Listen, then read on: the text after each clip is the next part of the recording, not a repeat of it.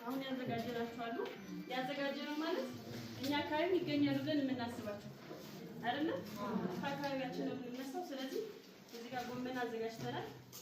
እቺና ሙዝናት ተፈጨች ሙዝናት ከጥራጥሬ ከዘሮች እንደተማራችሁ ከተለያየ ዘር የተዘጋጀ የገንፎ ዱቄት አለ። ይሄኛው ጥሬ ካሮትና ድንች ነው። ይሄኛው ሙዝ ነው።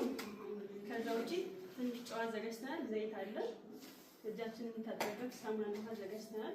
እቺኛ ሲል ያለች የምንለካበታት እኛውን ስራ እንዲቀደም እንድናደርግ ቀቅለናል። ለምሳሌ ጎመኑ አልደረሰልንም።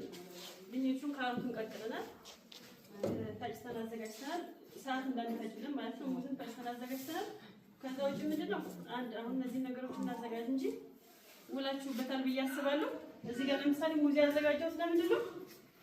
መጀመሪያ በሙዝ ብቻ ልናለማምድ እንችላለን አይደል? እንችላለን። አሁን ዛሬ ተማረና ይሄንን በሙሉ ቀላቅለን ባንዴ የስድስት ወር ልጅ የመጀመሪያ ምግብ ሲጀምር አንሰጥማ እንሰጣለን እንዴ?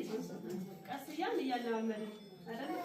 ያ ማለት ሙዝ በዚህ መንገድ የበሰለ ሙዝ እንደዚህ ፈጭቼ አዘጋጅቻለሁ። ስለዚህ 3 ቀን 4